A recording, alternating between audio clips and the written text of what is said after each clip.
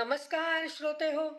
आपण डॉक्टर वीरा आपटे लिखित उपनिषदांचे वैज्ञानिक विवरण याचे अभिवाचन करत आहोत. शासनाचा पुरस्कार प्राप्त झालेलं असं हे उपनिषदांचं वैज्ञानिक विवरण. हा ग्रंथ आपल्या अनेक ग्रंथींचा नाश करणारा ह्याचं अभिवाचन आपण करत आहोत. आपले ईशावास्य आणि केन अशा 2 उपनिषदांचे वाचन झाले आहे आणि आपण सर्व श्रोते भरभरून आपल्या प्रतिक्रिया देत आहात. आपणा सर्वांना सादर अभिवादन. आणि आपण पुढे ह्या कठोपनिषदातल्या प्रथम अध्यायातल्या प्रथम वल्लीतल्या शेवटच्या भागाकडे वळूया. चला तर माझ्याबरोबर या श्राव्य प्रवासाला रुचेने सुरुवात करूया. श्वो भावामर्त्यस्य यदन्तकैतत् सर्वेन्द्रियाणां जरयन्ति तेजः अपि सर्वं जीवितमल्पमेव तवैव वाहास्तव नृत्यगीते. आपण कालच्या ऑडिओमध्ये व्हिडिओमध्ये बघितलं की यमधर्मानी अनेक प्रलोभन कुमार नचिकेताला दिलेली आहेत. त्यातलाच हा पुढचा भाग आहे. ते म्हणतायत श्व अभावो, उद्यासाठी अनिश्चित असलेले हे सर्व उपभोग आहेत. हे यमधर्मराज, अंतक मरणाऱ्यांच्या सर्व दश इंद्रियांचे तेज संपून जाते. हे आयुष्यही थोडंच आहे. म्हणून तुझे रथ घोडे वाद्ये रमणी यांचे गायन नृत्ये ही तुलाच लखलाभ असोत, असे नचिकेताने यमधर्माला स्पष्टपणे सांगितले. केवढं सुंदर. इतक्या प्रलोभनांना हा बाल नचिकेत, हा कुमार नचिकेत बळी पडला नाही. हे याचं थोरपण. आणि त्यांनी स्पष्टपणे सांगितले की मला ही प्रलोभन नकोत, ही तुला लखलाभ. शाबास कुमार नचिकेत, तू सावध आहेस, तू ज्ञानी आहेस, तू प्रलोभनाला भुलला नाहीस. आमचे सर्वांसाठी तू हे ज्ञान यमधर्मराज यांच्याकडून घे.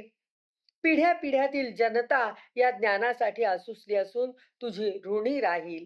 हे ज्ञान तू मिळव.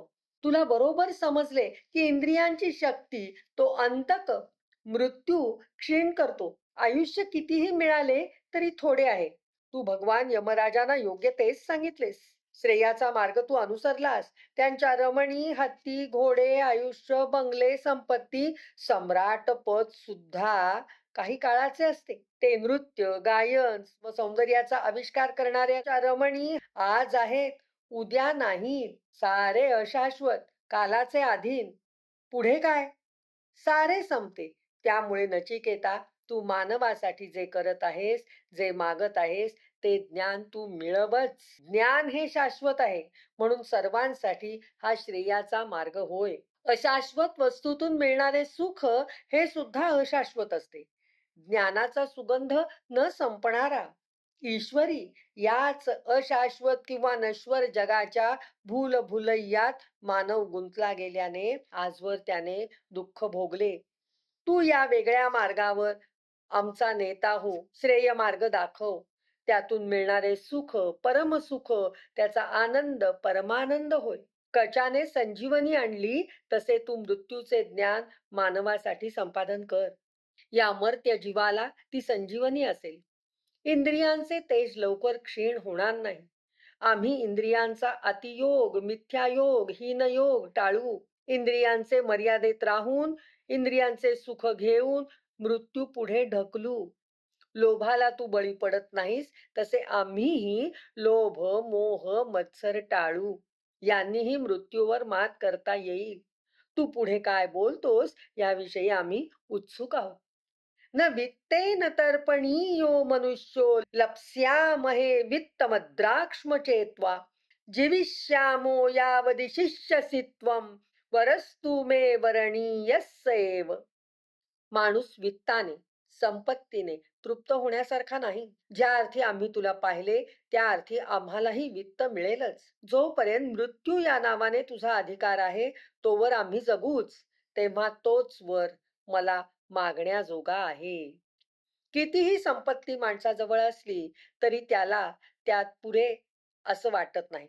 तो समाधानी नसतो. त्याची हाव वाढत असते. तो कधीही तृप्त नसतो. केवळ तुझे दर्शनही आम्हाला श्रीमंत धीमंत करेल.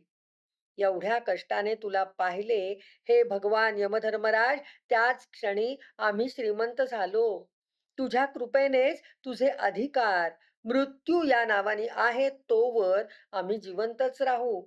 त्यामुळे मला मागण्यासाठी असा शाश्वत ज्ञानाचा असा मी मागितलेलाच वर आहे. तू देत असल्यावर दुसरे काय मागावे, तो तू मला दे. यमधर्मराजाच्या अधिकारात असलेल्या मृत्यू लोकात आपण सध्या आहोत, तेही सजीव. ज्यावेळी जीव प्राण आत्मा शरीराबाहेर पडतो, शरीर अचेतन होते, त्यानंतर त्याला हा लोक सोडावा लागतो. कर्मफलाप्रमाणे तो लोक व त्यामध्ये त्याचे सूक्ष्म देहात जीवन सुरू होते. जीवन सुरू असते पण इंद्रिये नसतात. हे जीवन म्हणजे भोगणे. आनंद वा दुःख त्याला इंद्रियांची गरज नाही.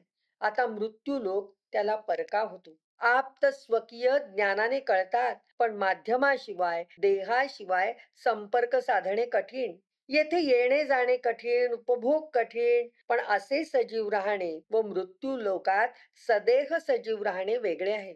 इंद्रियांशिवाय ज्ञान घेणे व इंद्रियांनी ज्ञान घेणे वेगळे आहे. नचिकेतास सदेह सेंद्रिय असताना साक्षात भगवान यमधर्मांकडूनच ज्ञान मिळवण्याचा योग आला, तर त्याने तो का सोडावा?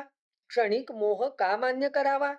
हत्ती घोडे संपत्ती अगदी 14 चौकड्यांचे राज्य सुद्धा त्या मानाने क्षणिकच होय. मग त्याने हे का स्वीकारावे? त्यांनी धनाचा दीर्घ आयुष्याचा हत्ती घोडे या ऐश्वर्याचा राज्याचा भूमीचा रमणीचा इतकेच काय सम्राट पदाचाही मोह न धरता जे ज्ञान म्हणून जो वर मागितला त्याचाच त्याने आग्रह धरला. अमृत ज्ञानाचा हट्ट. अजीर्यताम अमृतानामुपेत्य जीर्यन्मर्त्यः क्वधस्थः प्रजानन अभिध्यायन वर्णरति प्रमोदान अतिदीर्घे जीविते कोरमेत. अजर व अमृत यांचे जवळ जाऊन कोण बरे जरा मरण व रतिभोगाच्या आनंदात दीर्घायुष्यात सुद्धा पृथ्वीवर राहणारा रमेल? मृत्यू लोकात पृथ्वीवर राहणारा दीर्घ आयुष्य रतिभोगाच्या आनंदात असताना तेजहीन होतो व त्याचीच इंद्रिये त्याला जड होतात व तो आनंद त्याला त्या वयात म्हणजे म्हातारपणी मिळत नाही. मग अतिदीर्घ आयुष्य याच प्रकारचे सुखाचे कसे काढेल? यात तो कसा रमेल? त्याशिवाय अजर व अमृतमय आयुष्य काढण्याची संधी त्यास प्राप्त झाली तर तो हीन इंद्रिय जरायुक्त सुखात कधीही रममाण होणार नाही. नचिकेतास दीर्घ आयुष्य रतिप्रमोद इंद्रियांचा आनंद घेण्याच्या इच्छिल तेवढा काळ असा वर मिळत असताना सर्व सुखेदारात उभी असताना त्याने त्याचकडे पाठ फिरवली व जे ज्ञान अजर करते अमर करते त्या ज्ञानाचा त्याच वराचा हट्ट आग्रह त्याने भगवान यमधर्मांकडे धरला. त्याने लोकस्थितीचा शाश्वत अशाश्वततेचा जो अनुभव घेतला त्यामुळे काय चांगले काय वाईट यांचा निर्णय त्याने घेतला. त्याने शाश्वत ज्ञानाचा श्रेयाचा मार्ग निवडला.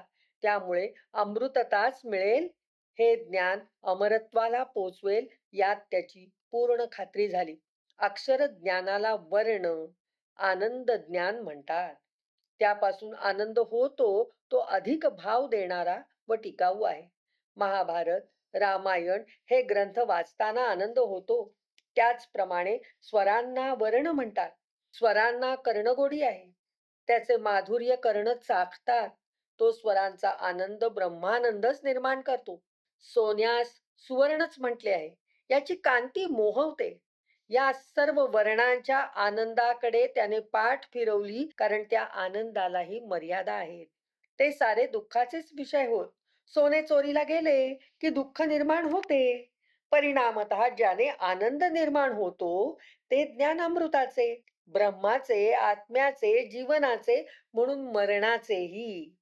ते ज्ञान मिळवण्याचा अट्टाहास भगवान यमधर्माकडे नचिकेताने केला आहे. यस्मिन्निदौ विचिकित्सन्ति मृत्यो यत्साम्पराये महति ब्रूहि नस्तत् यो यंवरो गूढमनुप्रविष्टो नान्यन्तस्मात् नचिकेता वृणीते. ज्याचे विषयी ही चिकित्सा चर्चा चालते, हे मृत्यो, त्या महान परलोकावर ज्यामुळे हा वर गूढ झाला आहे, त्याशिवाय अन्य वर नचिकेत मागतच नाही. प्राणी मेला की पूर्णतः संपला की शिल्लक राहतो, हा प्रश्न परलोकात देवही चर्चा करतात. कुणालाच त्यावर निश्चित माहित नाही.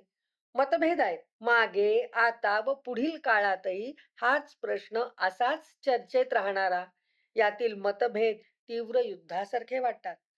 म्हणून नचिकेत निश्चितपणे यमदेवाला म्हणतो, मेल्यावर माणसाचे काय होते? जातो तो देह की अन्य कोणी? भगवान यमधर्माने उत्तर प्रत्यक्ष न देता प्रलोभने दाखवली. त्यालाही तो तरुण बदला नाही व निश्चित वर मी हाच मागतो, दुसरा नाही, असे स्पष्ट केले. भगवान यमधर्माने त्याची एकंदरीत परीक्षाच घेतली व त्या परीक्षेत, त्या कसोटीस तो तरुण पूर्णपणे यशस्वी झाला. त्याच्या आग्रही वृत्तीचे कौतुक व समाधान यमधर्मराजांना वाटत होते. जराही संभ्रम नचिकेताच्या मनात नसल्याने त्याने मला हाच वर हवा, अन्य नको, असे दृढपणे सांगितले. याविषयी यमधर्म फार फार संतोषले. याच नोटवर इथेच विरमूया. ओम शांती शांती शांती.